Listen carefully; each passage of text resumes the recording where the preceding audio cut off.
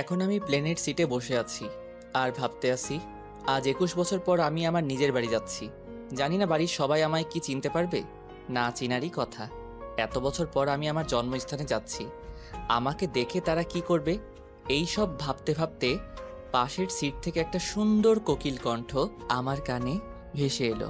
এই যে শুনছেন, আপনি মনে হয় বাঙালি। আমি পাশে তাকিয়ে দেখি 17-18 বছর বয়স হবে, একটা ডানা কাটা পড়ি, চোখ দুটি যেন হরিণী চোখ। তার দিকে তাকিয়ে থাকতে মন চায়। কেন এমন হচ্ছে আমার সাথে? আবার মেয়েটি বলল, আপনি কি বাঙালি? হ্যাঁ আমি বাঙালি। তাহলে তো ভালোই হলো, আমরা কথা বলতে বলতে সময় পার করে দিতে পারি। হ্যাঁ অবশ্যই, কেন নয়। আমি কানিস ফাতেমা নদী, সবাই আমাকে নদী বলেই ডাকে। আমি এবার এসএসসি পরীক্ষা দিয়েছি, রেজাল্টও ভালো হয়েছে।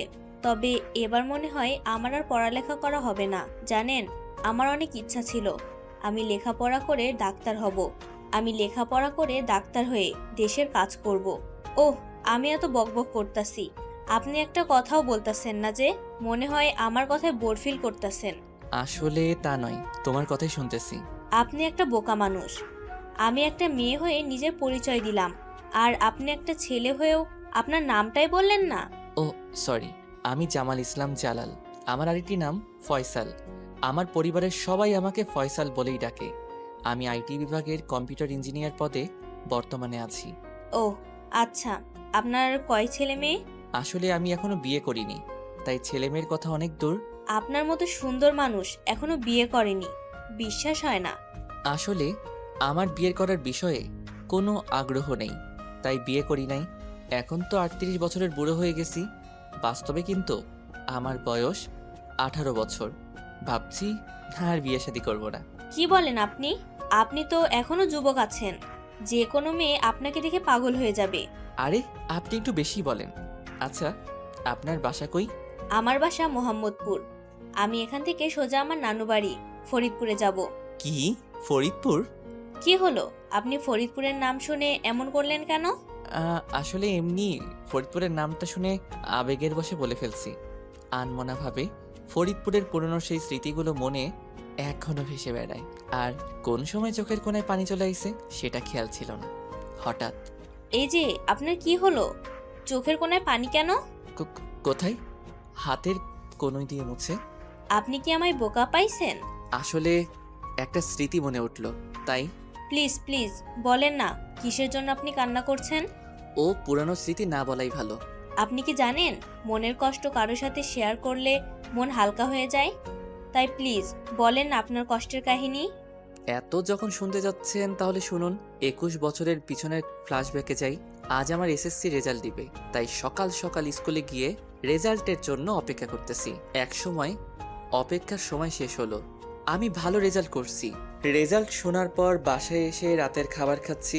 ফয়সাল, তোকে তো এখন কলেজে ভর্তি হতে হবে না। আবার তোর বাবা অফিস থেকে ট্রান্সফার করা হয়েছে ফরিদপুরে, তাই আগামী পরশুদিন আমরা সবাই ফরিদপুর যাব এবং ওখানে একটি কলেজে ভর্তি করাবো। তোর বাবা আগে থেকেই বাসা ঠিক করে রেখেছে, তাই পরশুদিন আমরা যাব। ওকে আম্মু। একদিন আমাদের কিভাবে কেটে গেল ভাবতেই পারিনি। সকালে ঘুম থেকে উঠে বাসার সকল জিনিস নিয়ে রওনা হলাম ফরিদপুরে নতুন বাসার উদ্দেশ্যে। নতুন বাসায় এসে মাথা নিচু করে সিঁড়ি বেয়ে উপরে উঠছি। হঠাৎ একটা তার খাম্বার সাথে ধাক্কা খেয়ে পড়ে গেলাম। পড়ার কারণে চোখে ময়লা গেল, মেজাজ তো ফুল গরম হয়ে গেল। চোখ বন্ধ করে জোরে বললাম, কোন শালারে সিঁড়ির মাঝখানে তার খাম্বি রাখছে? হঠাৎ আকস্মিকভাবে আমার গালে ঠাস ঠাস ঠাস 3টা চড় পড়ল। ভাবতে পারিনি এমন কিছু হবে। চোখ ডলতে ডলতে তাকিয়ে দেখি এ তো তার খাম্বি না, এ তো আস্ত একটা হুড়পড়ি, যে কিনা স্বয়ং আসমান থেকে মনে হয় পাতালে নেমেছে। দেশটা কি খারাপের দিকে যাচ্ছে? পিচ্ছি পোলাপানো বড় আপুদের সম্মান করা দূরের কথা, গায়ে পড়ে ইচ্ছা করে। আপু, আমি ইচ্ছে করে তো ধাক্কা দেই নাই। কি আর কব, কোনো কিছু কইলেই বর্তমানে একটি কথাই বলে, আমি ইচ্ছে করে দেই নাই।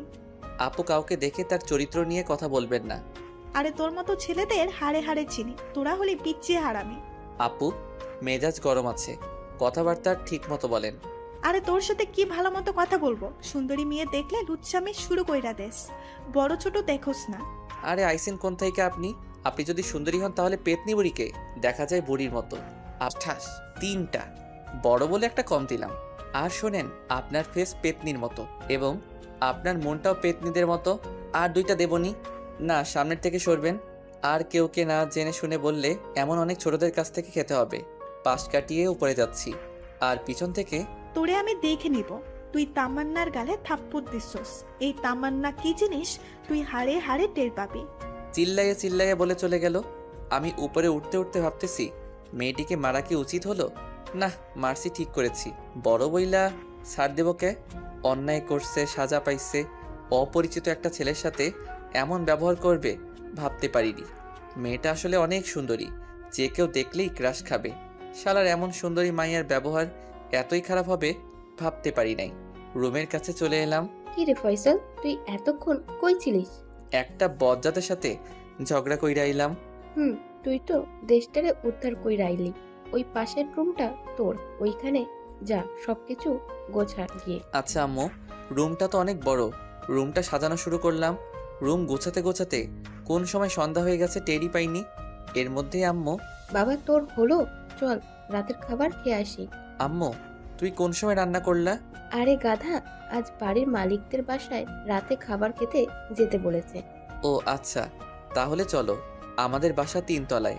বাসার মালিক 2য় তলায় থাকে, আর আমরা 3য় তলায়। রুম দেখে বেরিয়ে মালিকের বাসায় গিয়ে কলিং বেল বাজালাম। কিছুক্ষণ পরে একজন মধ্যবয়সের মহিলা দরজা খুলল। মনে হয় এই আন্টি বাসার মালিক। আসসালামু আলাইকুম আন্টি। ওয়ালাইকুম আসসালাম। বাবা তুমি কে? কাকে চাও? আন্টি আমি ফয়সাল, আপনাদের 3 তলায় নতুন উঠেছি। ও, তোমার বাবা মা আসে নাই? তারা আসতেছে আন্টি। তুমি রুমটা ঘুরে ঘুরে দেখো বাবা, আমি একটু রুমের কাজ করে আসি। ঠিক আছে। আন্টি চলে গেল। রুমটা ভালো মতো করে দেখতে দেখতে একটা রুমের কাছে গিয়ে দরজা খোলা ছিল। ভিতরে যা দেখলাম, আমি অবাক হয়ে এক ধ্যানে দাঁড়িয়ে রইলাম। আমি কি দেখলাম জানেন? একটা ডানা কাটা পড়ি রুমের ভিতর টাওয়েল জড়িয়ে ফ্রেশ হচ্ছিল। আহা, কি তার দেহের আকৃতি বলে আপনাদের বোঝাতে পারবো না। সবচেয়ে তার কাঁধের মাঝখানের তিলটা আমায় বেশি আকৃষ্ট করছে। এক ধ্যানে তাকিয়ে রয়েছি। হঠাৎ আমার মোবাইলে একটা কল আসলো। রিংটংয়ের শব্দে মেয়েটি পিছন ফিরে তাকালো। আমি তো অবাক, এটা কি সকালে সেই ঝগড়াটে মেয়ে তামান্না? আমাকে দেখে সে রাগের চোটে নিজের অবস্থা ভুলে যায়, আর আমার কাছে এসে রাগ দেখিয়ে, ফাজিল ছেলে, তুই আমার রুমে কিভাবে এলি? আমার সাথে আবার ঝগড়া করার জন্য আমার পিছু লাগছস? দাঁড়া, তোর একদিন কি না হলে আমার একদিন। আরে বেশি কথা না বলে নিজের দিকে তাকান। নিজে কি অবস্থায় আছেন তার দিকে নজর না দিয়ে আইসে আমার সাথে ঝগড়া করতে। তামান্না নিজের দিকে চেয়ে আ করে একটা চিৎকার দিয়ে দরজাটা লাগিয়ে দিল। আমি সঙ্গে সঙ্গে দিলাম একটা দৌড় দিয়ে সোজা আমার রুমে চলে আইলাম। অন্যদিকে তামান্নার চিৎকার শুনে আন্টি গেল তামান্নার রুমের কাছে। দরজা ধাক্কা দিয়ে, তামান্না দরজা খোল, দরজা খোল। তোর কি হলো? চিৎকার দিলি কেন? আম্মু, তেলাপোকা দেখে চিৎকার দিচ্ছি। এত বড় হইলে এখনো তেলাপোকা থেকে ভয় পাস?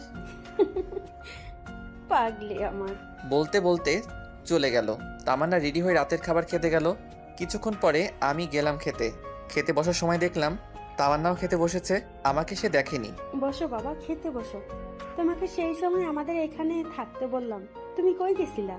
আসলে আন্টি, সেই সময় আমার একটা জরুরি কাজ ছিল, তাই আবার রুমে গেছিলাম। ও, তোমায় পরিচয় করিয়ে দেই বাবা। এ তামান্না আমার একমাত্র মেয়ে, এবার অনার্সে পড়ে। মনে মনে বলি, এই ফাজিল মেয়েকে আপনার পরিচয় করিয়ে দেওয়া লাগবে না। ও যা করছে আজকে, তা থেকে আমি এমনিই বুঝতে পারছি এটা এই বাড়িওয়ালার মেয়ে। বাবা ফয়সাল, কি ভাবতেছো? কিছু না তো আন্টি। তামান্না, এ হচ্ছে ফয়সাল। আমাদের বাসায় আজ থেকে ওরা থাকবে। ও, মনে মনে শালা সকালে আমারে থাপ্পড় দেওয়া, আবার আমার রুমে যাওয়া, তোরে আস্তে আস্তে আমি শেষ করে দেব। জানোস না এই তামান্না কি জিনিস? হাই আপু। হ্যালো। তার সাথে আর কথা না বলে মাথা নিচু করে খেয়ে আমার রুমে চলে আসলাম। রুমে এসে ভাবতে আসি, এই মায়া যে বদরাগী, ওর সামনে পড়া যাবে না। ওর সামনে গেলে জানি না কি করবে আবার। রুমে বোরিং লাগতেছে, তাই একটু ছাদে যাইতে ইচ্ছা করলো। যেই ভাবা সেই কাজ, ছাদে চলে এলাম। ছাদে এসে একটা চেয়ার পেতে মোবাইলে গান শুনতেছি। ও মাইয়া রে তুই অপরাধী রে। হঠাৎ কে যেন আমার পিছন থেকে কলার ধরলো। ও মারে, ভূত ভূত ভূত, বাঁচাও বাঁচাও বাঁচাও। আমি ফিট হয়ে গেলাম, মানে অজ্ঞান হয়ে পড়ে গেলাম। আমার আর কিছু মনে নাই। পানির ছিটায় আমার জ্ঞান ফিরল। আমি এখানে কেন? আমার কি হয়েছে? মনে মনে বলতে লাগলাম, ও আমি তো ভয় পেয়ে অজ্ঞান হয়ে গেছিলাম। তাহলে আমার জামা ভেজা কেন? পিছনে তাকিয়ে যা দেখলাম তার জন্য আমি প্রস্তুত ছিলাম না। স্বয়ং একটা পেতনি দাঁড়িয়েছিল। আমি ভয়ে কাঁপতে লাগলাম আর মনে মনে ভাবতেছি, আজ মনে হয় আমি শেষ। আরে ভাই, পেতনি মানে বুঝলেন না? আর ভাবতেছেন পেতনিটা আবার আইলো কই থেকে? সত্যিকার অর্থে তামান্নাকে দেখে অজ্ঞান হয়ে যায়। কাহিনীতে ফেরা যাক। ভয় ভয় বিড়বিড় করে, আমি তো শেষ। এখন যেমনেই হোক আমাকে এখান থেকে পালাতে হবে। জানি না পেতনিটা আমার কি করে। যেই ভাবা সেই কাজ, দিলাম একটা দৌড়। ও মারে, আমি এখন শেষ। মনে হয় আমি আর হাঁটতে পারবো না। এই ডেমনি মাইয়া আমারে শেষ করে দিল রে। চুপ কর শালা, বাচ্চাগো মতো এত চিল্লাস কে? আমি কি সাদে চিল্লাই? ডেমনি সিমড়ি, তুই আমারে ল্যাং মারলি কে? মনে হয় আমার মাজা শেষ। তাহলে তোরে কি করব? আমি ভাবছিলাম তুই অনেক সাহসী, কিন্তু তুই তো একটা বিলাই। আমারে দেখে তুই ফিট হইয়া গেলি। তোরে আজ আমি সারছি না চান্দু। তোর মতো পেতনিকে হঠাৎ কেউ দেখলে এমনি মানুষ মারা যাবে। সেখানে তো আমি খালি অজ্ঞান হয়ে গেছি। এই লুচ্চা, তুই কি করলি? আমি পেতনি? দাঁড়া, এই পেতনি আজ তোর ঘাড় মটকাবে। আমাকে পেতনি বলা? কথাবার্তা ঠিক মতো বলেন, না হলে আমি কিন্তু। তুই কি করবি? হ্যাঁ, তোর লজ্জা শরম আছে নি? লুকিয়ে তোর বড় আপুদের ড্রেস চেঞ্জ করে দেখোস, আবার বড় কথা বলস। আমার খাইয়া কোনো কাজ নাই, মেয়েদের ড্রেস চেঞ্জ করা দেখবো। এ তুই এত সাথর? তাহলে আমার রুমের ওইখানে কি করতে গেছিলি? ও ওইটা, আমাকে তো আন্টি রুম ঘুরে ঘুরে দেখতে বলেছিল, তাই ঘুরে ঘুরে দেখতেছিলাম। হঠাৎ আপনাকে যে অবস্থায় দেখলাম ভাবতেই পারি নাই। আর আপনি ড্রেস চেঞ্জ করার সময় দরজা লক করবেন না? ওই আমি দরজা লক করতে ভুলে গেছিলাম, তাই বইলা তুই ওইখানে থাকবি আর তুই কোনো কিছু দেখোস নি? জানেন তো, বাঙালি ফাও কিছু পাইলে নতুন জামায় আলকাতরাও নিতে পারে। সেখানে আমি তো বাঙালি জাতির অপমান করতে পারি না। আর শোনেন, আপনার ওই জিনিসটা কিন্তু একদম সেই লাগছে। ও ওই জিনিস মানে কোনটা? ওই যে আপনার পিঠের তিলটা, সেই একদম, যে কেউ দেখলে টাসকি খেয়ে যাবে। তুই আর কিছু দেখোস নি? দেখলে প্লিজ কাউকে বলিস না। এই তো সুযোগ তোমাকে বাগে পাওয়ার। চান্দু, তুমি এবার বুঝবা ফয়সাল কি জিনিস। আমি তো ভাবছি সবাইকে ঢোল পিটিয়ে বলবো। লক্ষ্মী, তুই ভালো পোলা, তুই তো অনেক কিউট একটা পোলা, বলিস না কাউকে। অত তেল মারা লাগবে না, আমি তো সবাইকে বলবোই বলবো। প্লিজ কাউকে কিছু বলিস না, আমি তোকে আর কিচ্ছু বলবো না, আর তুই যা বলবি আমি তাই করব। এই তো চান্দু, লাইনে আইসো। আমি রাজি আছি এক শর্তে। তোর সত্ত্বে আমি রাজি, তুই যা করতে বলবি আমি তাই করব। সত্যি তো? যা করতে বলবো তাই করবা? সত্যি। ওকে, আমার শর্ত হচ্ছে আমি আপনার ওই কমলা ঠোঁটে একটা কিস করব, তাতেই হবে। প্লিজ অন্য কিছু চা, তোর টাকা লাগলে টাকা দেব। আমার অন্য কিছু চাই না, আপনি দিলে দেন, না দিলে আমি এখনই সবাইকে বলে দেব। এই বলে হাঁটা শুরু করলাম। অন্যদিকে এই দাঁড়া বলে দৌড়িয়ে এসে আমার ঠোঁটের সাথে তার ঠোঁট এক করে দিল। আহা কি সেই ফিলিংস, বলে বোঝাতে পারবো না। প্রায় 1 মিনিট ধরে কিস করছিল। হঠাৎ তামান্না সেরি লজ্জা পেয়ে দৌড় দিয়ে তার রুমে গেল চলে। আমি ওইখানে দাঁড়িয়েই ভাবতেছি একটু আগে আমার সাথে কি হলো, মনে করতে করতে হাসতেছিলাম। এই সব ভাবতে ভাবতে রুমে এসে ঘুমানোর জন্য খাটে গেলাম, কিন্তু ঘুম আর হলো না। খালি একটু আগে কি হলো সেই চিন্তাই করতেছিলাম। এত সহজে এইসব ভাবতেই পারিনি। আর ওই সময় এত ভালো লাগতেছিল। আরে ভাই, ভালো লাগবেই না কেন? ফার্স্ট টাইম তো, তাই আর কি। এইসব ভাবতে ভাবতে কখন যে ঘুমিয়ে পড়ছি সেটা আর মনে নাই। সকালে আম্মুর ডাকে, ওই ফয়সাল, তাড়াতাড়ি ওঠ বাবা, আজকে তোর নতুন কলেজ যাবি না? কলেজের কথা মনে পড়ার সাথে সাথে ঘুম থেকে উঠে ফ্রেশ হয়ে কিছু খেয়ে বের হব। ও আপনাদের তো বলাই হলো না, আব্বু এখানে এসে আমার ভর্তির ব্যবস্থা করে গেছে। খাবার খেয়ে রুম থেকে যেই বের হব দেখি তামান্না রিক্সার জন্য দাঁড়িয়ে আছে। এই যে আপু, শুনছেন? আমাকে কি আমার কলেজে একটু নামিয়ে দেবেন? কেন, তুই কি একা চাইতে পারোস না?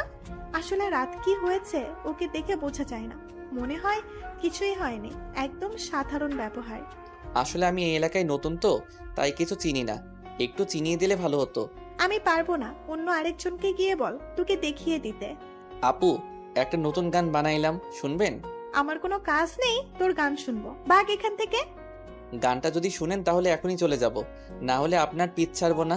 ঠিক আছে, তবে গান বলার পরে তুই এখান থেকে চলে যাবি। ওকে, কি গান গাওয়া যায়? ও পাইছি, লেটস স্টার্ট নাও। ও তিল রে তুই অপরাধী রে। থাম থাম, তোর আর গান গাওয়া লাগবে না, চল। তোর কলেজ দিয়ে আসি। আমার কেন?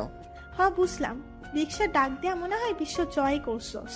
থাক তোর আর অন্য রিক্সায় যাওয়া লাগবে না, ওঠ। যেই বলা শেষ অমনি উঠে পড়লাম। মামা চলেন। রিক্সা চলছে অনেক গতিতে। হঠাৎ খেয়াল করলাম আপুর চুলগুলো হাওয়ায় ভাসতেছে। কি অপরূপ সেই দৃশ্য, যেন ডানা কাটা পরি আমার পাশে বসে রয়েছে। হরিণী চোখ যেন আমায় পাগল করে দিয়েছে। সেই অপরূপ পরীকে দেখে মনে হয় আমি তার দিকে চেয়ে 1000 বছর পার করে দেই। রূপালী কেশে সন্ধ্যা তারার মাঝে যেন তার হাত ধরে হাঁটতে পারি চিরজীবন। পলকহীন তার চাহনিতে মনে হয় হাজারো নয়ন তারা আগমন করেছে। তাহাকে মনে হয় 1000 বছর ধরে চিনি। তাহার দেহের মিষ্টি গন্ধে মনে হয় হারিয়ে যাই। হঠাৎ তামান্নার কণ্ঠে, এই যে হ্যাবলা, দেখা শেষ হলে নামেন, আমরা চলে আসছি। ও কিভাবে যে সময় শেষ হলো বুঝতেই পারলাম না। বেশি কিছু না, ভাড়া দিয়ে ভেতরে চল। টাকা দিয়ে তামান্নার সাথে ভিতরে গেলাম। ও এম জি, আপু দেখছনি কলেজের ভিতর কত সুন্দর সুন্দর মাইয়া। তুই আবার ফাসলামে শুরু করছস? চল চল ক্লাসে চল। আর শোন, ক্লাসে গিয়ে ভেতরে কোনো ফাসলামি করবি না। আর সবচেয়ে বড় কথা, তুই কোনো মেয়ের সাথে কথা বলবি না, বললে তোর খবর আছে। আর ক্লাস শেষ হলে আমাকে সঙ্গে নিয়ে যাবি। আসবার সময় তো আমাকে নিয়ে আসতে চাইছিলেন না, আর এখন আবার সঙ্গে নিয়ে যাবার কন, মানে কি? সেটা তোর বোঝা লাগবে না। কিছুদিন ধরে আমাকে কিছু ছেলেরা ডিস্টার্ব করে, তাই বলছিলাম আর কি। তুই যদি না নিয়ে যাস তাহলে আন্টির কাছে নালিশ করবো, কিন্তু উল্টাপাল্টা কিছু। আমাকে আর থ্রেড দেওয়া লাগবে না, ক্লাস শেষ হলে অপেক্ষা করিলেন, ওকে? মনে থাকে জানো। একটা মুচকি হাসি দিয়ে চলে গেল। ক্লাসরুমে ক্লাসের ফাঁকে ওইসব কথা ভাবতে লাগলাম। এই মেয়ের আবার কি হইলো বুঝলাম না, যে আমাকে দেখতেই পারে না, আমার সাথে খালি ঝগড়া করে, আজ এত ভালো ব্যবহার করতেছে, আর যাওয়ার সময় মুচকি হাসি দিল কেন? যাই কর না কেন, ওর হাসিটা আমার কাছে সেই ভালো লাগছিল, বলে বোঝাতে পারবো না। এইসব ভাবতে ভাবতে কোন সময় ক্লাস শেষ হয়ে গেছে সেই দিকে খেয়াল নাই। ও মনে পড়ছে, আমাকে তো ক্লাস শেষ হওয়ার পর তার জন্য দাঁড়াতে বলছে। যাই তাড়াতাড়ি, যে দেখি সেখানে কেউ নেই। মনে হয় তার ক্লাস শেষ হয়নি, তার জন্য মনে হয় অপেক্ষা করতে হবে। মোবাইলটা বের করে একটু ফেসবুকে যাই। যেই ভাবা সেই কাজ। ফেসবুকের ভিতরে ঢুকে দেখি অনেকে কমেন্ট করছে, কমেন্টগুলো পড়তেছি আর মনে মনে হাসতেছি, কারণ কাল একটা জোক পোস্ট করেছিলাম। পোস্টটা ছিল, আগে আমি খুব সুন্দর আর কিউট ছিলাম, এখন কিছু মেয়েদের নজরে পড়ে কালা হয়ে গেছি। এটা দেখে অনেক মেয়েরা কমেন্ট করছে, আহারে ইস সর্বনাশ হলো তোর। আর মনে মনে হাসছিলাম। হঠাৎ একটা কণ্ঠ ভেসে এলে, এই যে শুনছেন? পিছন ফিরে তাকিয়ে দেখি একটা শ্যামলা বর্ণের মেয়ে। চেহারা খারাপ না। জি আমাকে বলছেন? এখানে আপনি ছাড়া কেউ আছে নাকি? হ্যাঁ আছি তো, একটু ভালো করে খেয়াল করে দেখেন, দেখবেন অনেককেই দেখতে পাবেন। কই, এখানে আপনি ছাড়া তো কেউ নেই। কে বললো আর কেউ নেই? ওই দেখুন আমার সামনে আর আপনার পিছনে একটা সুন্দরী মেয়ে দাঁড়িয়ে আছে, আর ওই যে আমার ঠিক ডানে একটা হ্যান্ডসাম ছেলে দাঁড়িয়ে আছে।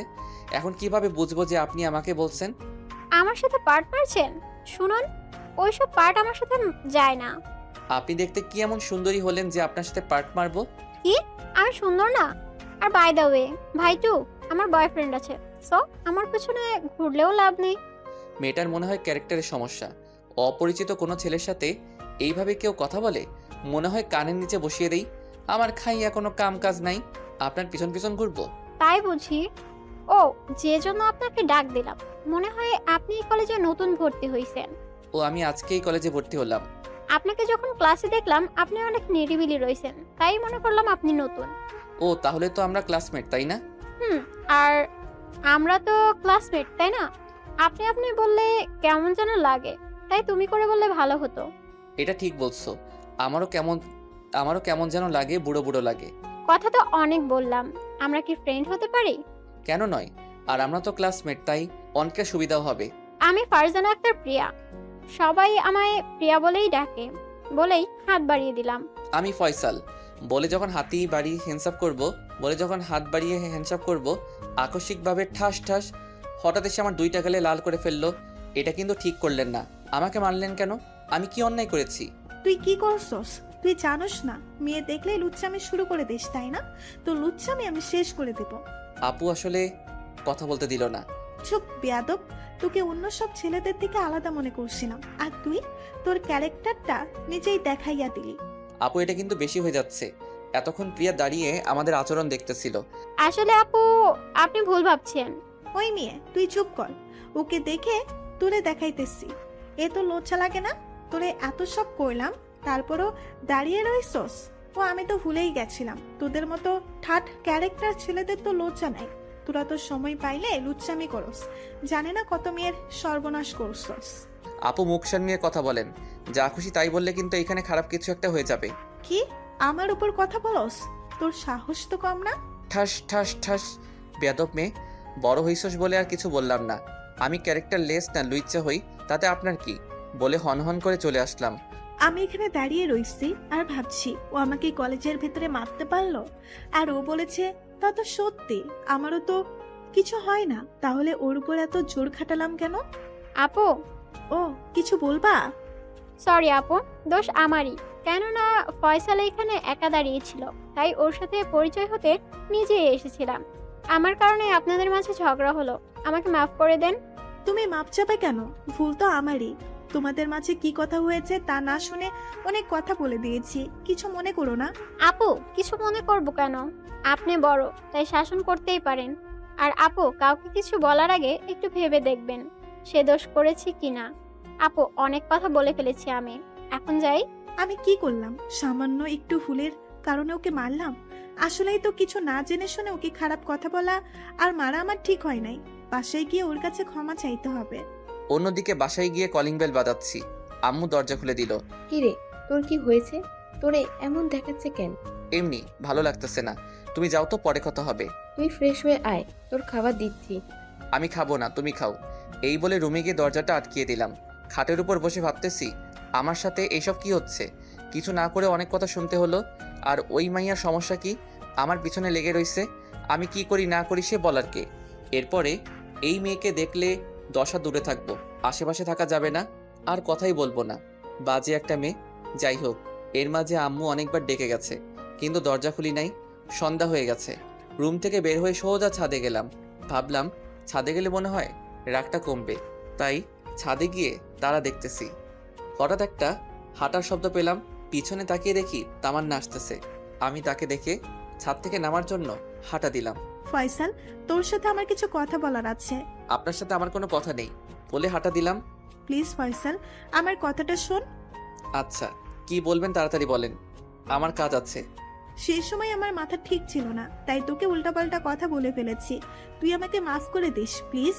তোর হাত ধরি, প্লিজ আমাকে মাফ করে দে।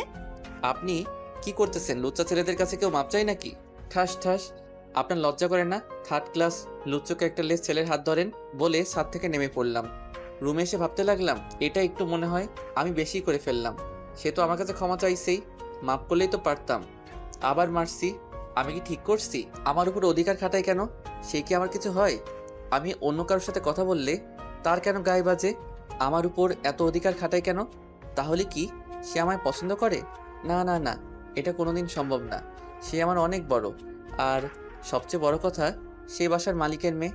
ধ্যাত, আমি এসব কি ভাবি? এটা কোনোদিন সম্ভব হবে না। তার চাইতে আমি তাকে এড়িয়ে চলবো, সেটাই ভালো।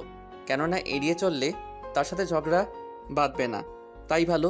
কাল থেকে সে তার মতো আর আমি আমার মতো, তার সাথে দেখা হলেও কথা বলবো না। অন্যদিকে ও আমাকে মারতে পারলো সামান্য একটা ভুল বোঝার কারণে?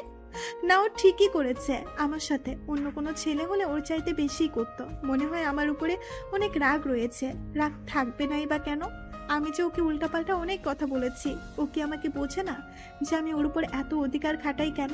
ও যদি আমাকে ক্ষমা না করে তাহলে নিজেকে আমি ক্ষমা করতে পারবো না। সকালবেলা আম্মুর ডাকে ঘুম ভাঙলো। ফয়সাল বাবা, তাড়াতাড়ি ওঠ, কলেজে যাবি না? আর একটু ঘুমাই আম্মু। তাড়াতাড়ি ওঠ, 8:30 বেজে গেছে। কি 8:30? বিছানা থেকে উঠে জলদি ফ্রেশ হয়ে নাস্তা করে কলেজের উদ্দেশ্য করে রওনা দিলাম। যে দেখি তামান্না একটা রিক্সা নিয়ে আগেই দাঁড়িয়ে রয়েছে। কিরে, দাঁড়িয়ে রইছিস কেন? রিক্সায় ওঠ, যাবি না? কোনো কথা না বলে অন্য আরেকটি রিক্সা নিয়ে সোজা কলেজের উদ্দেশ্যে রওনা হলাম। তামান্না মনে হয় এটা আশা করে নাই।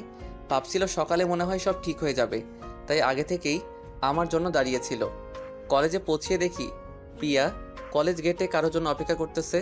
রিক্সা থেকে নেমে, কিরে তুই কি তোর বয়ফ্রেন্ডের জন্য অপেক্ষা করতেছিস নি? আরে ফাজলামি বন্ধ কর দি। আমি আবার কই ফাইজলামি করছি? তুই এভাবে দাঁড়িয়ে রইছস তাই মনে করলাম। আরে আমি তো তোর জন্যই অপেক্ষা করতেছিলাম। আমার জন্য? হাসাইলি। আর সবচেয়ে বড় কথা, তোরে যদি তোর বয়ফ্রেন্ড দেখে তুই আমার জন্য অপেক্ষা করতেছস, তাহলে তোর বয়ফ্রেন্ড মাইন্ড করবে। পিছন থেকে, কিরে ফয়সাল, তোর জন্য দাঁড়িয়ে রইলাম আর তুই আমার সাথে আইলি না কেন? সেটা আমার বিষয়। আমি কার সাথে যাব না যাব আপনাকে বলতে হবে নি। প্লিজ ফয়সাল, আর রাগ করে থাকিস না, আমাকে মাফ করে দে, দরকার পড়লে আমি তোর পায়ে পড়ি, প্লিজ তবুও মাফ করে দে। এই বলে আমার পা ধরতে বসে গেছে। এসব কি করতেছেন? ছাড়েন ছাড়েন, মানুষ দেখতেছে। সেদিন তোর কাছে মিথ্যা বলেছিলাম। সেদিন তোকে দেখে ভালো ছেলে মনে হলো, তাই তোর সাথে নিজেই পরিচয় হতে আসি। আর তোরে পরীক্ষা করার জন্য তোকে বলেছিলাম যে আমার বয়ফ্রেন্ড আছে। জানিস তো, কোনো মেয়ের বয়ফ্রেন্ড আছে কেউ শুনলে সেই মেয়েকে কেউ নজর দেয় না, আর প্রপোজও করে না। বাহ, তোর তলে তলে এত ভালো বুদ্ধি। তা এখন আমারে সত্যি বললি কেন? আসলে আসলে তুতলাচ্ছিস কেন? কি বলবি বল, না হলে গেলাম চলে। আসলে আমি তোকে ভালোবেসে ফেলেছি রে। সেই প্রথম দিনই তোরে ভালো লেগে গেছে। সেই ভালো লাগা থেকে নিজের অজান্তে অনেক বেশি ভালোবেসে ফেলেছি রে। প্লিজ তুই আমারে ফিরিয়ে দিস না। দেখ দোস্ত, আমি তোরে আমার বন্ধু ছাড়া আর কিছু ভাবি না, আর তোরে ওই নজরে কোনো সময় দেখি না। প্লিজ আমাকে তুই মেনে নে। তুই এসব কি শুরু করলি? চল ভিতরে চল, ক্লাসে দেরি হয়ে যাচ্ছে। ঠিক আছে চল, আর প্লিজ এই বিষয়ে একটু ভেবে দেখিস। ওকে দেখ পানে। আহারে ভাগ্য আমার খারাপ রে, আইলাম ঠিক সময়, কিন্তু বসতে হবে সে লাস্ট বেঞ্চে। কি আর করা, বসে পড়লাম। আমার তো কোনো ফ্রেন্ড নাই, তাই বই বের করে পড়া পড়তেছিলাম। হঠাৎ শুনতে পেলাম, এই যে ভাই, আমার একটু বসতে দেবেন? কোনো বেঞ্চ ফাঁকা নেই, শুধু এটা ছাড়া। ও সরি, বসুন। ধন্যবাদ। আমরা কি ফ্রেন্ড হতে পারি? অবশ্যই, কেন নয়। আমি আমিনুর, আর আপনি? আমরা যখন ফ্রেন্ড তাহলে শুধু তুই তোকারি করে বললে খুশি হব। আর আমি ফয়সাল। এইভাবে পরিচয় হয়ে গেল। কথা বলার মাঝে প্রিয়ার দিকে একবার তাকিয়ে দেখি আমার দিকে এক দৃষ্টিতে তাকিয়ে রয়েছে। পলক পড়ার কোনো নাম নেই আমার চোখের। ওর চোখ যেন আমার চোখে ওর চোখ যখন পড়লো তখন ও সঙ্গে সঙ্গে মাথা নিচু করে ফেলছে। প্রফেসর ক্লাস নিতে চলে আইছে, তাই ক্লাসের ভিতরে মন দিলাম। ক্লাসটা ভালোই হলো। ক্লাস শেষে, কিরে, তুই এখানে আর কতক্ষণ বসে থাকবি? পরবর্তী ক্লাস হতে এখন অনেক সময়, চল একটু মাঠে গিয়ে বসি। ওকে চল। মাঠে চলে এসে ওর সাথে অনেক মজা করলাম। আসলে আমিনুর ছেলেটা অনেক রসিকতা করে। কিরে, ক্লাসের সময় তো হয়ে গেল, চল ক্লাসে যাই। ক্লাস শেষ হয়ে গেল। কিরে, বাসায় যাবি না? চল বাসায় যাই। দোস্ত, আমার না একজনকে নিয়ে বাসায় যেতে হবে রে। তার সাথে না গেলে যে কি করবে আমার সাথে আমি নিজেও জানি না। কি মামা, কোনো মেয়ের সাথে কি চক্কর চলতেছে নাকি? হলে কিন্তু ট্রিট দিতে হবে। তুই কি যে বলিস। ওকে যাই তাহলে, বাই। আমিনুর চলে গেল। ওর সাথে ভালোই বন্ধুত্ব শুরু হয়েছে। আপু ও চলে আইছে। কি রে, কার জন্য অপেক্ষা করতেছস? কারো জন্য না আপু, ভাবলাম তোমার সাথে গল্প করতে করতে বাসায় গেল, কেন বোর ফিল লাগবে না তাই। ঠিক করেছিস, আমারও না একা যেতে ভালো লাগে না রে, তাই প্রতিদিন আমাকে সঙ্গে করে বাসায় নিয়ে যাবি। ওকে নিয়ে যাব। এখন চলো দিই, রিক্সায় করে যাচ্ছি। মামা থামান থামান, তোমার আবার কি হলো? এখানে নামলে কেন? বেশি কথা না বলে চল আমার সাথে। আপুর সঙ্গে সঙ্গে যাচ্ছি। আপু তুমি ফুচকার দোকানে এলা কেন? আমি ফুচকা খাবো, প্লিজ কিনে দে না। ওকে, কিন্তু ফুচকা শেষ হওয়ার পর সোজা বাসায় যাব। ঠিক আছে মামা, এক প্লেট ফুচকা দেন তো। কি রে, তুই খাবি না? আসলে এই ফুচকা টুচকা আমার ভালো লাগে না। আচ্ছা ঠিক আছে, তোর খেতে হবে না, আমি খাবো, আর তুই সেটা দেখ তাহলে। আহ, কি সুন্দর বাচ্চাদের মতো মুখের ভিতর সাবার করতেছে। মনে হয় এখনই ওই রসালো ঠোঁট দুইটা আমার দখলে নিয়ে আসি। কি রে, হা করে তাকিয়ে কি দেখতেছস? তোমারে এই রে, কি বলে ফেললাম রে। হইছে, আর তাকিয়ে থাকা লাগবে না, চল আমার খাওয়া শেষ। বিল দিয়ে সোজা বাসায় চলে গেলাম। আপু উপরে উঠে চলে গেছে। রুমের বেল বাজিয়ে আমি শখ খেলাম। শখ খাওয়ার কথা, কেননা আমার জান পাখি ময়না কিটু আপুটা আজ বাসায় আসছে তিশা। তার সঙ্গে বড় ভাইও আইছে। এতদিন বড় ভাই ব্যবসার কাজে বাহিরে ছিল, আর ভাবি তার বাবার বাড়ি। কেননা ভাবি প্রেগনেন্ট, আর আমার পরিবারের সবচেয়ে আমায় ভালোবাসে সে হচ্ছে আমার ভাবি। ভাইয়া কেমন আছো? আমাকে তুমি তো ভুলেই গেছো, আমার খবরটাও নাওনি তুমি। আরে আমার লক্ষ্মী বোন, আমি কি তোকে ভুলতে পারি বল? তাও ঠিক, তাহলে আমার চকলেটটা দাও। ওকে, ভিতরে চল, দিতেছি। ওকে চলো। এই নে তো চকলেট, এবার খুশি তো? আমার লক্ষ্মী ভাইয়া। বলে চলে গেল। ফ্রেশ হয়ে খেতে গেলাম, খেয়ে একটু পরে ঘুমিয়ে গেলাম। সকালবেলা, ভাইয়া, ও ভাইয়া, ওঠো, কলেজে যাবা না? একটু পরে আপু, এখনই উঠবা, না হলে তোমার পানি দিয়ে দেবো তোমার গায়ে। না লক্ষ্মী বোন, এই তো উঠতেছি। এক লাফ দিয়ে উঠে পড়লাম। ফ্রেশ হয়ে কিছু খেয়ে কলেজের দিকে রওনা হব। ভাইয়া আসার সময় চকলেট নিয়ে আইসো। তার বলতে হয় মহারানী। বেরিয়ে গেলাম। রাস্তার কাছে গিয়ে দেখি আপু আগের থেকে রিক্সা নিয়ে দাঁড়িয়ে রয়েছে। তোর জন্য কতক্ষণ ধরে দাঁড়িয়ে রইছে, আর তোর কোনো খবর নাই। আমি কি জানতাম নাকি তুমি আমার জন্য দাঁড়িয়ে থাকবা? জানলে আগেই আসতাম। বুঝলাম, এখন তো তাড়াতাড়ি উঠবি। উঠে আপুর সাথে অনেক কথা বলতে বলতে কলেজে চলে আইলাম। রিক্সা ভাড়া দিয়ে ভিতরে যাব, যেই দেখি প্রিয়া আজকেও দাঁড়িয়ে রইছে আমাকে দেখে। ফয়সাল, ও ফয়সাল, এদিকে আয় তো। আপু তুমি ভিতরে যাও, আমি আসতেছি। না না, আমি যাব, দেখি কি বলে। ওকে চলো তাহলে। কালকের কথা কি ভেবে দেখলে? কিসের কি কথা? আসলে আপু, আমি ওকে ভালোবাসি, তুমি একটু বুঝিয়ে বলো না। কি বলবি বল। আপু শোনার পর কান্না করে দিল, এক দৌড়ে চলে গেল। আপু শোনো শোনো, না শুনে চলে গেল। আমি তার পিছন পিছন দৌড় দিব, আর আমার হাত প্রিয়া ধরে ফেলছে। জবাব না দিয়ে কই যাও? ঠাস ঠাস ঠাস। তোকে কাল বলছিলাম না আমি তোকে ভালোবাসি না, আমি তামান্নাকে ভালোবাসি। আজ তোর কারণে ও আমাকে ভুল বুঝলো। তামান্নাকে খুঁজতে খুঁজতে কোনো জায়গায় পাইলাম না। এখন কলেজের ছাদই বাকি, তাই ছাদে যেয়ে দেখি আপু এক কোণে বসে কান্না করতেছে। আপু তুমি কান্না করতেছো কেন? তোকে কি বলতে হবে আমি কান্না করি কেন? যা তুই তোর লেভেলের কাছে যা, এইখানে কি তোর? আসলে আপু আমি ওকে ভালোবাসি না, ও আমার শুধু বন্ধু আর কিছু না। সত্যি তো? 100% সত্যি। তুমি ওভাবে কান্না করে চলে আইছো কেন? তুই কি বুঝোস না আমি তোকে ভালোবাসি? তোকে অন্য মেয়ের পাশে দেখলে আমি তোরে রাগ করি। আপু আমি তোমাকে অনেক ভালোবাসি। এস, ঢং দেখে আর বাঁচি না। একবার প্রপোজও করলো না, আবার বলে ভালোবাসি। আমি তো জানি না কিভাবে প্রপোজ করে, এর আগে তো কোনোদিন করি নাই। অত কিছু বুঝি না, তুমি যেমনে পারো প্রপোজ কর, না হলে এক্ষুনি এখান থেকে চলে যাব।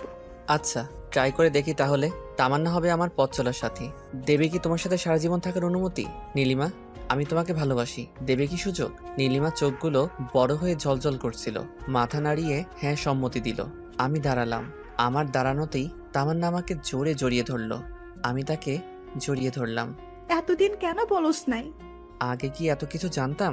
জানলে তো কবেই বলে দিতাম। চলো একটু ঘুরে আসি। ওকে চলো। দুইজন মিলে অনেক ফ্রি হয়ে গেলাম। আমাদের প্রেম চলতে চলতে আমাদের প্রেম কাহিনী 3 মাস হয়ে গেছে। ও সবসময় যা চাইতো তাই দিতাম, ওর অনেক আবদার পূরণ করতাম। আবদারগুলো অনেক কঠিন ছিল, যেমন রিকশায় করে ঘুরে বেড়ানো, ফুচকা খাওয়া ইত্যাদি। একদিন আমি আর তামান্না সন্ধ্যার সময় ছাদে গিয়ে কথা বলতেছিলাম। হঠাৎ বললাম, তামান্না আমার না একটা মিষ্টি খেতে মনে চাইছে। তুমি একটু বসো, আমি ফ্রিজ থেকে মিষ্টি নিয়ে আসছি। উম, আমি ওই মিষ্টি যাচ্ছি না, আমি তোমার ওই গোলাপি মিষ্টি চাইছি বোকা। শখ কত, কখনোই দিব না। তাহলে থাকো তুমি, আমি গেলাম চলে। বাবু দেখি রাগ করছে, যার মিষ্টি খেতে মনে চাই সে জোর করে খেতে পারে, কেউ কি মানা করছে নি? অমনি কাছে গিয়ে 4 ঠোঁট এক করে দিলাম। হঠাৎ কারো হাত আমার পিঠের উপর পড়লো, সঙ্গে সঙ্গে তামান্নাকে ছেড়ে দিলাম। পিছন ফিরে তাকিয়ে দেখি তামান্নার আব্বু। আমি তো ওইখানেই শেষ। হাঁটু কাঁপা শুরু করে দিছে, সঙ্গে সঙ্গে ঠাস ঠাস ঠাস আমার গালে পড়লো। বকাটে ছেলে, তুই আমার মেয়ের সাথে এইসব করলি? তোর লজ্জা করে না? আজই তোকে বাড়ি ছাড়া করবো, দাঁড়া। আঙ্কেল ভুল হয়ে গেছে, মাফ করে দেন, অনেকবার বললাম। তোর সাহস হলো কিভাবে? তোর সাহস হলো কিভাবে আমার মেয়েকে? সি সি, এ আমি কি দেখলাম? আমার মান সম্মান সব শেষ। আঙ্কেল আমি ছোট মানুষ, আমাকে মাফ করে দেন। হ্যাঁ, তোরে মাপ করতে পারি, যদি আর কোনোদিন আমার মেয়ের সামনে না আসিস। আঙ্কেল আমি তামান্নাকে ভালোবাসি, প্লিজ আমাদেরকে মেনে নেন। ঠাস জোরে একটা আমাকে দিয়ে ব্লেন্স হাড়ি পড়ে গেল। তুই আমার বুকে ফেলে দিলি? তোর এত বড় সাহস! অমনি ঠাস ঠাস ঠাস করে তোকে আমি ভালোবাসি বলে তুই আমার আব্বুকে ফেলে দিলি? তোকে যেন আমি আমার সামনে না দেখি। আজকের পর থেকে তোর সাথে আমার কোনো সম্পর্ক নেই, দূর হ আমার চোখের সামনে থেকে। তুমি কিন্তু আমাকে ভুল বুঝলা। তোকে যেতে বলছি না, লম্পট! আর এক মুহূর্ত না দেরি করে চলে এলাম রুমে। রাত ভরে চোখের পানি দিয়ে বালিশ ভিজালাম। সকালবেলা আম্মুর একটা জরুরি কাজ পড়ে গেল, তাই আমাকে জোর করে মার্কেটে পাঠালো। যেতে মন না চাইলেও যেতে হলো। আমিনুরকে সঙ্গে নিয়ে আমরা মার্কেটে যাচ্ছিলাম। হঠাৎ দেখতে পেলাম রাস্তার ওই পাশে কিছু মানুষের ভিড়। আমিও গেলাম। তারপর যা দেখলাম তা দেখে আমি একদম স্তব্ধ হয়ে গেলাম। এখানে মারাত্মক অ্যাক্সিডেন্ট হয়েছে, একটি লোকের অনেক ক্ষতি হয়েছে। মনে হয় লোকটিকে কিছুক্ষণের মধ্যে হসপিটালে না নিলে বাঁচবে না, কিন্তু কেউ লোকটিকে নিচ্ছে না। সবাই ছবি তুলছে আর ভিডিও করতেছে। এটা হয়তো গল্প, কিন্তু বাস্তবে এরকম অনেক উদাহরণ আছে। আমি লোকটির কাছে গেলাম। এইটা তো তামান্নার বাবা। উনি আমাকে বললেন, বাবা আমাকে বাঁচাও, আমি মারা গেলে আমার পরিবারের সবাই অসহায় হয়ে যাবে। তারপর তিনি আর কিছু বলতে পারেনি। আমি আর আমিনুর তাকে নিয়ে সোজা হসপিটালে চলে গেলাম। তারপর ডাক্তার দেখালাম। কিছুক্ষণ পর ডাক্তার বেরিয়ে আসলো। ডাক্তার, পেশেন্টের কি খবর? দেখেন, এই মুহূর্তে কিছু বলা যাচ্ছে না। রোগীর অবস্থা অনেক সিরিয়াস। জলদি অপারেশন আর 2 ব্যাগ রক্ত না হলে রোগীকে বাঁচানো যাবে না। আপনি রোগীর কি হন? যাই হই না কেন, আপনি এখন বলেন রক্তের গ্রুপ কি, আর অপারেশন করতে কত টাকা লাগবে? রক্তের গ্রুপ বি প্লাস, আর অপারেশন করতে লাগবে আপাতত 4 লক্ষ। অনেক কষ্টে 1 ব্যাগ রক্ত জোগাড় করলাম, আর আমি 1 ব্যাগ দিলাম। এবার টাকা পাই কই? টাকাগুলো আমাকে জোগাড় করতে হবে। তামান্নার পরিবারের এত জলদি টাকা দিতে পারবে না, তাই আমি সোজা বাসায় চলে আসলাম আর আব্বুর রুমে চলে গেলাম। আব্বু আমিনুরকে বসিয়ে কিছু ওষুধ আনতে নিচে গেলাম। যখন আমি ওষুধ আনতে নিচে গেলাম তখন দেখলাম তামান্না উপরে যাচ্ছে কান্না করতে করতে। ওষুধ কিনে নিয়ে উপরে চলে গেলাম। উপরে গিয়ে যা দেখলাম তা দেখে আমি একেবারে অবাক হয়ে গেলাম। কার জন্য এত কিছু করলাম? আমি উপরে গেলাম, সেখানে গিয়ে যা দেখলাম তা দেখে আমার উপর আকাশ ভেঙে পড়ল। আমি দেখলাম তামান্না অন্য একটি ছেলের কাঁধে মাথা রেখে কাঁদছে। ব্যাপারটা বুঝতে পারলাম না। আপনারাও মনে হয় বুঝতে পারেননি। তাহলে বুঝাই। এর আগে শরীফুল তামান্নাকে 3 বার প্রপোজ করছে, রাজি হয় নাই। আর এখন যা দেখলাম সেটা কেমনে সম্ভব সেটাও বুঝিয়ে বলি।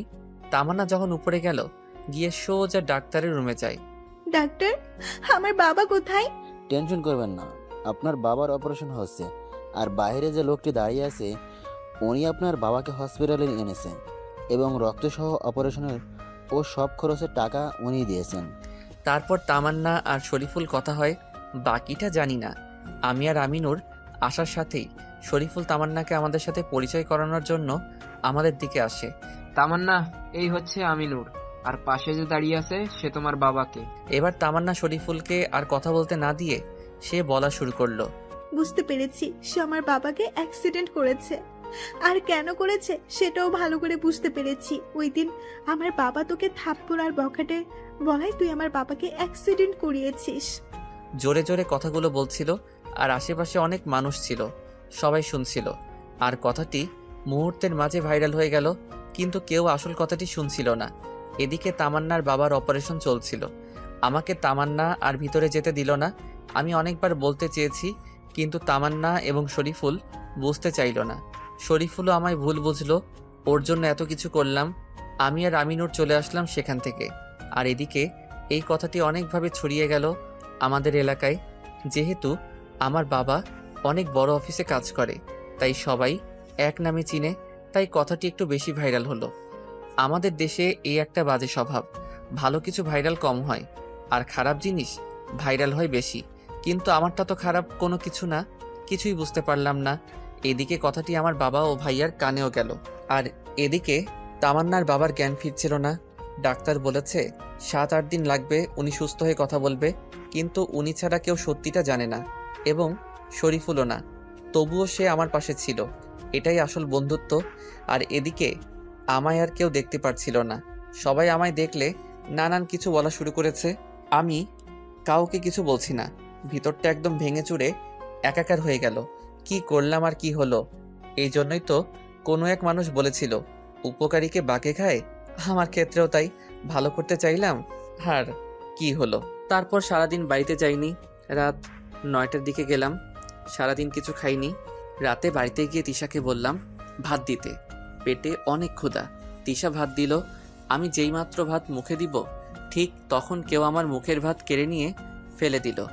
আমি মনে করেছিলাম আব্বু, কিন্তু ঘটনাটি তার উল্টো। আব্বুও না, কাজটি করেছিল আম্মু। আমি একদম অবাক হয়ে গেলাম, আম্মু এই কাজটা করতে পারলো। ঠিক তখন আব্বু আর ভাইয়া এসে বলল, এই বাড়ি ভাত তোর জন্য বন্ধ, আজ থেকে এই বাড়িতে থাকা তোর জন্য বন্ধ। কেন? তুই জানিস না কেন তুই এতটা নিচু? আমি আগে জানতাম না। একটা মেয়ের জন্য মেয়েটার বাবাকে গাড়ি চাপা দিয়েছিস। তুই আমার সন্তান, আমার ভাবতেও ঘৃণা করছে। দেখো আম্মু, তোমাদের কোথাও ভুল হচ্ছে। খবরদার, তোর ওই পাপি মুখে আর মা ডাকবি না। এবার বল, আমার আলমারি থেকে 5 লাখ টাকা কে নিয়েছে? আমি কিন্তু কিছু বলার আগেই ভাইয়া আর আব্বু এসে আমাকে 4-5টা চড় দিল, আর বলছিল তুই একটা চোর, তোর মতো কোনো চোরের এই বাড়িতে জায়গা হবে না, তুই অনেক পাপ করেছিস। আর না, আমাকে এমনভাবে ভাইয়া আর বাবা চর মারছিল, আর মা পাশে দাঁড়িয়েছিল, কিছু বলছে না। মনে হচ্ছে না আমি তার সন্তান। আব্বু আর ভাইয়া মারছে, এতটা কষ্ট লাগছে যতটা না কষ্ট লাগছে ওই মুখগুলো দেখে, যে মুখগুলো একসময় আমাকে কত আদর করতো, আর আজ তারাই আমাকে এভাবে মারছে, আর আমার মা পাশে দাঁড়িয়ে আছে। এর থেকে কষ্টের দৃশ্য পৃথিবীতে আর হয় না। শুধু একজন আমার জন্য কেঁদেছিল, সেটা হলো তিশা। আব্বু আর ভাইয়া আমাকে নয়, যেন তিশাকে মারছিল। কিন্তু একটা সময় তিশার সাথে ঝগড়া লেগে থাকতাম, একজন আরেকজনকে দুইটি চোখে দেখতে পারতাম না। ভাই বোনের ঝগড়া তো বুঝতেই পারছেন, কিন্তু সেই তিশা আমার জন্য কাঁদছে, আর একটি মানুষের চোখে কোনো পানি নেই। তারপর আব্বু ভাইয়াও আম্মু চলে গেল। যাওয়ার আগে বলেছিল কাল সকালে যেন আর আমাকে না দেখে। সবাই যাওয়ার পর তিশা আমার কাছে আসলো। জীবনে কোনোদিন দেখি নাই আপন বাবা ভাই এভাবে নিজের ছেলে ও ছোট ভাইকে মারতে। ছেলে না হয়ে একটা ভুল করেই ফেলেছে, এই জন্য এভাবে কেউ মারে?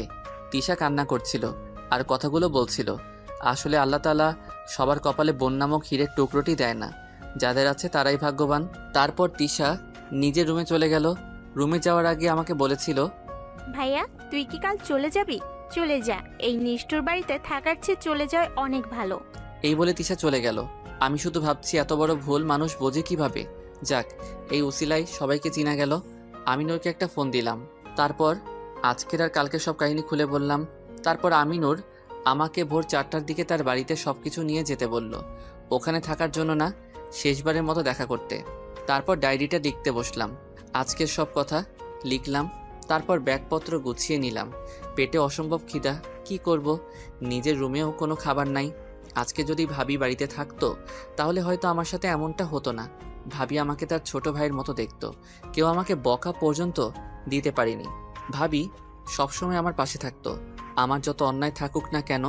ভাবি তার বাবার বাড়িতে গিয়েছে কিছুদিন হলো, নিজের আম্মু যেখানে কিছু বলেনি সেখানে ভাবি তো অন্য কেউ। তারপর আম্মু আব্বু আর ভাইয়ার উদ্দেশ্যে একটা চিঠি লিখলাম। চিঠির অবিকল অংশ ডায়েরিটাও তো লিখলাম। চিঠিটা হলো, প্রিয় আব্বু আম্মু এবং ভাইয়া, আশা করি সবটা চিঠি পড়ে তারপর ছিঁড়ে ফেলবে। এটাই আমার চাওয়া তোমাদের কাছে। তোমাদের প্রতি আমার কোনো অভিযোগ নেই। তোমরা আজকে যা করেছো সেটা না করলে আমি মানুষ চিনতে পারতাম না। আজকের ঘটনাটি ছিল মিথ্যা, তোমাদেরকে বোঝাতে পারিনি। আজকে আমি তামান্নার বাবাকে অ্যাক্সিডেন্ট করিনি, আমি তো ওনাকে বাঁচাতে নিয়ে গিয়েছিলাম হসপিটালে। কে যেন অ্যাক্সিডেন্ট করেছে, নিজের শরীর থেকে রক্ত দিয়ে ওনাকে বাঁচাতে চেয়েছি। আম্মু, তুমি তো একদিন বলেছিলে কেউ বিপদে পড়লে তাকে নিজের সর্বোচ্চ দিয়ে সাহায্য করতে। আমি তো তাই করেছি। তবে কি তোমার শিক্ষা মিথ্যা, নাকি আমার শোনাই ভুল ছিল? তারপর ওনাকে বাঁচাতে ঘর থেকে 5 লক্ষ টাকা নিয়েছি। আমি মানছি টাকাগুলো তোমাদেরকে বলে নিয়ে যাওয়া উচিত ছিল, কিন্তু সময়ের অভাবে পারলাম না। আজকে আব্বু আর ভাইয়া মেরেছে, একটু কষ্ট লাগেনি, যতটা না কষ্ট লেগেছে আম্মু তোমার ব্যবহারে। ভাতগুলো ছিল আমার রিজিকে। একজন মানুষ যত অন্যায় করুক, খাওয়ার সময় তাকে কেউ শাস্তি বা কিছু বলে না। পিছন ফিরে যখন তোমায় দেখেছিলাম আম্মু, তুমি এই কাজটি করেছো, ওইখানে আমার অর্ধেক পৃথিবী ডুবে গিয়েছিল। এই দৃশ্যটি দেখার আগে আল্লাহ আমার মরণ দিল না কেন? এখন তো সারা জীবন তোমায় ঘৃণা করে বাঁচতে হবে। আমি ঘৃণা করব না, কিন্তু আমার আত্মাকে আমি শাসন করতে পারবো না। তুমি মা হয়ে পারলে সন্তানের মুখের খাবার কেড়ে নিতে, আর আমি তো অন্যায় করিনি, উপকার করেছিলাম। লোকের মুখে কথা শুনে নিজের ছেলের সাথে এমন করলে, কোন পাপের কারণে আল্লাহ তোমার পেটে আমায় ঠাঁই দিয়েছে? তুমি কি সত্যি আমার মা, না অন্য কারো সন্তান?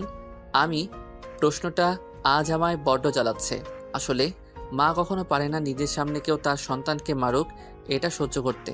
তবে আজ মা সেটা পরাজয় হলো তোমার কাছে। আরেকটি কথা, তোমরা আজকে আমায় সামান্য কয়েকটি টাকার জন্য চোর বললে।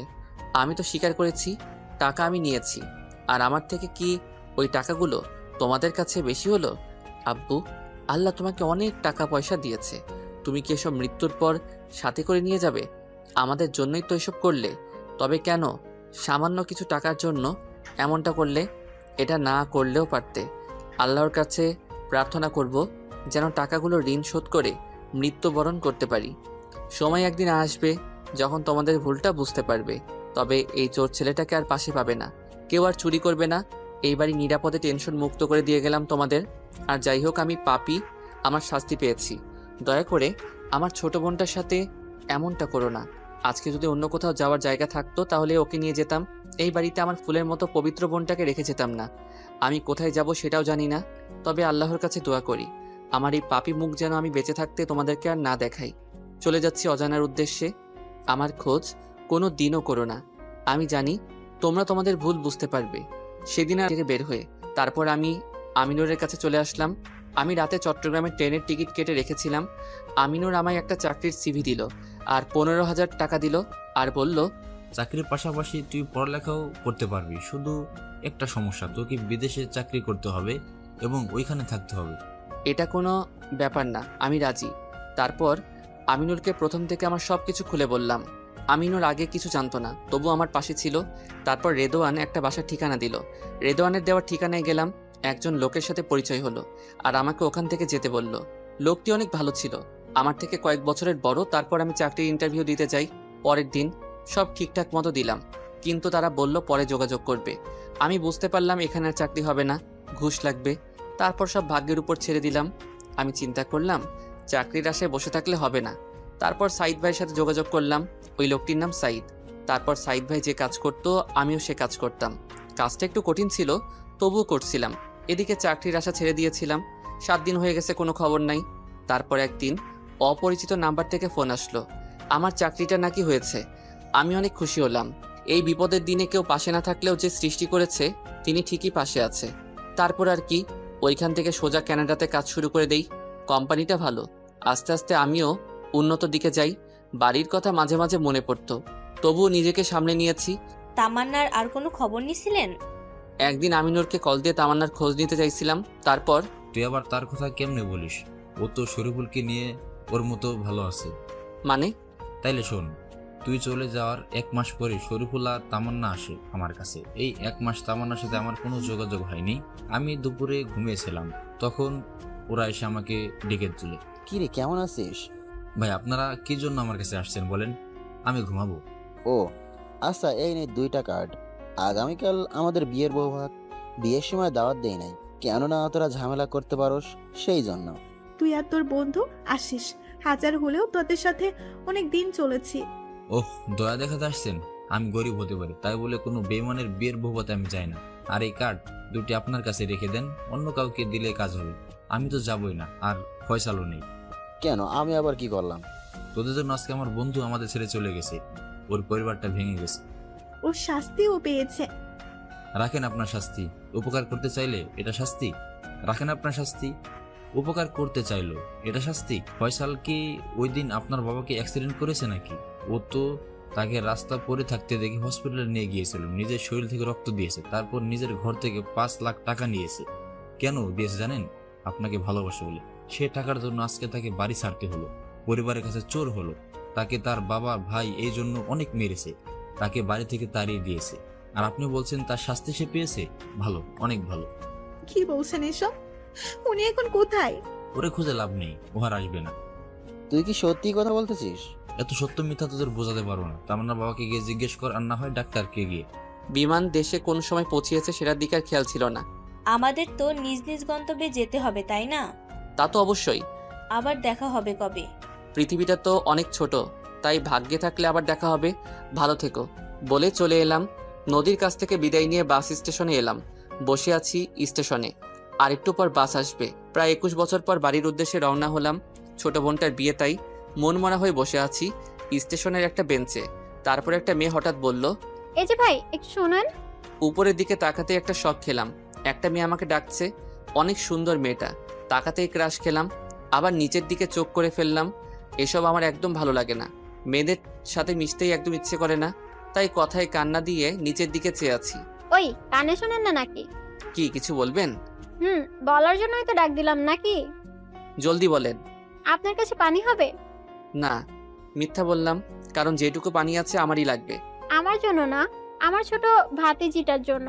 গরম পড়েছে তো, আর একটাও দোকান খোলা নেই। আঙ্কেল, একটু পানি হবে? দেন না প্লিজ। পাশে দেখলাম ছোট একটা মেয়ে, অনেক সুইট, বয়স 5-6 বছর হবে। আমি মেয়েটির মুখের দিকে তাকিয়ে আর না করতে পারলাম না, অনেক মায়া লেগে গেল। তারপর ব্যাগ থেকে পানির বোতলটি বের করে দিলাম। ছোট বাচ্চাটি পানি খাচ্ছে, আর তার আন্টি আমার দিকে এইভাবে চেয়ে আছে। আপনি না বললেন আপনার কাছে পানি নাই? এটা আসলো কোথা থেকে? কিছু বলার নাই। তারপর ছোট মেয়েটি আমাকে বলল, আঙ্কেল থ্যাংক ইউ। ওয়েলকাম। দুজন চলে গেল। কিছুক্ষণ পর বাস আসলো। আমি গিয়ে আমার সিটে বসলাম। বাড়িতে যেতে ইচ্ছে করছে না, তবু ছোট বোনটাকে দেখতে ইচ্ছে করছিল। শেষবারের মতো তাই মনটাকে জোর করেই বাধ্য করলাম। আপনাদের সাথে কথা বলতে বলতে কখন যেন ঘুমিয়ে পড়ছি বলতে পারি না। আপনারা আবার ঘুমাইয়েন না। 4 ঘন্টা পর গোপালগঞ্জে আসলাম। সেখান থেকে বাড়িতে যেতে যেতে প্রায় 1 ঘন্টা লেগে গেল। সন্ধ্যা হয়ে গেল বাড়িতে যেতে যেতে। 21 বছরের রাস্তাঘাট এবং আমাদের গ্রামটা চেঞ্জ হয়েছে অনেকটা, কিন্তু আমার মনটা এখনো বদলায়নি। জমে আছে অজানা অভিমান। বাড়ির কাছে রিক্সা দিয়ে নামলাম। আমি বাড়িটার দিকে অবাক হয়ে তাকিয়ে আছি।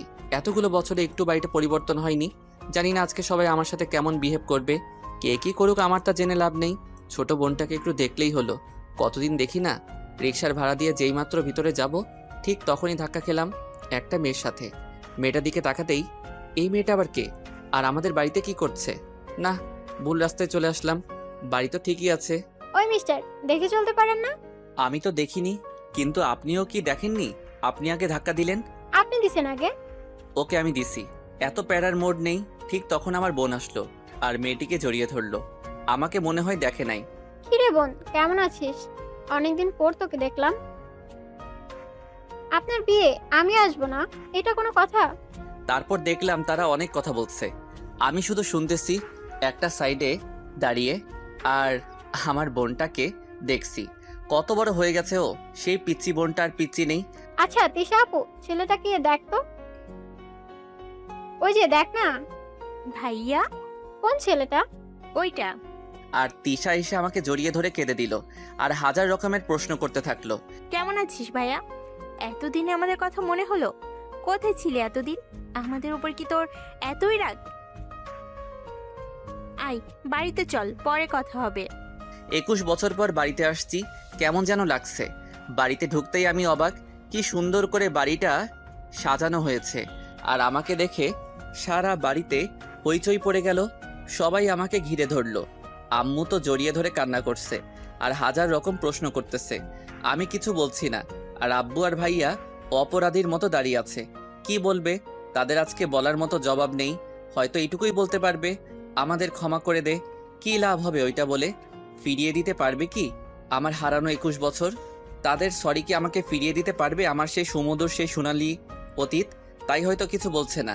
আমি কারোর কথায় কান্না দিয়ে তিশাকে বললাম, তিশা আমার ব্যাগটা উপরে নিয়ে আয়। আমি আমার রুমের দিকে গেলাম। দেখলাম রুমটা তালা দেওয়া। মানে বুঝতে পারলাম না। তারপর তিশা কোথা থেকে যেন চাবি এনে দিল। আমি রুমটা খুলে দেখলাম রুমটায় অনেক ময়লা আর মাকড়সার জাল। মনে হয় কোনো পুরনো রাজবাড়ি। মনে হয় 21 বছরে কেউ এই রুমে যায়নি। তারপর তিশা আর আমি 1 ঘন্টা লাগিয়ে রুমটা পরিষ্কার করলাম। আম্মু অনেকবার বলেছে অন্য রুমে যেতে, কোনো কথা বলি নাই। আম্মু চলে যায়। আমি ফ্রেশ হয়ে রুমে বসে আছি। মনটা ভালো নেই। এখানে আসার পর আমার আগের কথাগুলো মনে পড়ে গেল। তারপর তিশা আসলো। তিশাকে দেখে মনে হয় না আর 2 দিন পর ওর বিয়ে, না যেন ওর বড় ভাই এর বিয়ে। ওই রকম আনন্দে আছে। মনে হয় আমাকে দেখে ওই দিকে কোনো খবর নেই। একটু বিশ্রাম নিলাম। অনেক ক্লান্ত লাগছে। খাবার খেতে ডাকছিল। কে শুনে কার কথা? যাইনি। হঠাৎ করে মনে হলো আমার সেই ডায়েরিটার কথা, যেটাতে আমার সব অতীত নোট করা আছে। আমি যাওয়ার সময় ডায়েরিটা নিয়ে যাই। ব্যাগ থেকে ডায়েরিটা বের করলাম। তারপর একটু পড়লাম। পুরনো স্মৃতিগুলো মনে পড়ে গেল। চোখ দিয়ে কখন যেন পানি এসে গেল, বলতে পারি না। তারপর ডায়েরিটা আবার ব্যাগে ঢুকিয়ে রাখলাম। সকালে ঘুম থেকে উঠে নিচে যেতেই আম্মু হাজির। কিরে বাবা, এতক্ষণে ঘুম থেকে উঠলি? আচ্ছা চল, কিছু খাবি? সরি, কাকে কি বলছেন? আমি আপনার কেউ না। আর আমার জন্য এই বাড়ির খাবার ওই দিন হারাম হয়ে গেছে, যেদিন আপনি মা হয়ে ছেলের মুখের খাবার কেড়ে নিয়েছিলেন। আর আমার কোনো মা বাবা নেই, একটি বোন আছে। আর এখানে জীবনেও আসতাম না। তিশার কথা ভেবে ওকে শেষ দেখা দেখতে আসছি। আর যদি কোনো অভিযোগ থাকে আমি আশায়, তাহলে বলেন, এক্ষুনি চলে যাচ্ছি। কথাগুলো একেবারে বলে ফেলেছি সব। আম্মু আর কিছু বলছে না, শুধু অঝরে কান্না করছে। তাতে আমার কোনো যায় আসে না। তাদেরই কান্না আমার অভিমানের চাদর সরবে না। 21 বছরে অনেক কেঁদেছি, তখন তো কেউ আমার পাশে ছিল না। তাই বলে ওখান থেকে চলে আসলাম। আসার সময় দেখলাম আব্বু চোখের জল মুছতেছে। হয়তো নিজের ভুল বুঝতে পেরেছে। আমি মার্কেট থেকে কিছু খেয়ে আবার বাড়িতে ফিরলাম, কারণ এই এলাকায় ঘোরাঘুরি করতেও নিজের কাছে ঘৃণা লাগে। এরকম এলাকার মানুষের জন্য আজকে আমার এই অবস্থা। বাড়িতে ফিরে আসলাম, গিয়ে তিশার রুমে গেলাম, দেখলাম তিশা নাই। কালকে সেই মেয়েটি সহ ওর কয়েকজন বান্ধবী বসে কথা বলছে, তবে মেয়েটির মনে হয় মন খারাপ করে বসে আছে। ধুর, আমার এত দিকে চেয়ে লাভ নেই। এইরকম মেয়ের জন্য আজকে আমার জীবন এমন হয়েছে। আর কোনো মেয়ের মায়ায় জড়াতে চাই না। সেখান থেকে চলে গেলাম রুমে। একটু পর কে যেন আমার রুমে আসার অনুমতি চাইছে। আসতে পারি? আসেন। কি তারপর সাহেব, কি অবস্থা? ভাইবের কথা কি মনে আছে? সবার কথাই মনে আছে। তাহলে এতদিন খবর দাওনি কেন? বাড়ি থেকে তাড়িয়ে দিয়ে আবার খবর নেওয়ার কথা বলছেন। দেখো ফয়সাল, তোমার সাথে যেটা হয়েছে সেটা ঠিক হয়নি। আমি বাড়িতে থাকলে আমি এটা হতে দিতাম না। যেখানে নিজের বাবা মা তাড়িয়ে দিয়েছে সেখানে আপনাকে বিশ্বাস করব কি করে? তুমি বাড়ি থেকে চলে যাওয়ার 27 দিন পর আমি বাড়িতে আসি, আর তোমাকে ফোন দিলে তোমার মোবাইল বন্ধ থাকে, কাকু জিজ্ঞেস করলে কিছু বলে না। আর আমি বাড়িতে আসার পর জানতে পারলাম আসল ঘটনা। বিশ্বাস করো, তোমার ভাইয়ের সাথে এই নিয়ে 4 মাস রাগ করে তোমাদের বাড়িতে যায়নি, পরে নিজের ছেলে সন্তানের কথা চিন্তা করে আসছি। ও আচ্ছা, এখন যান, পরে কথা বলবো। আমি ঘুমাবো। সারাদিন তো ঘুমালে, এখন চলো খাবে, তোমার জন্য সবাই অপেক্ষা করছে।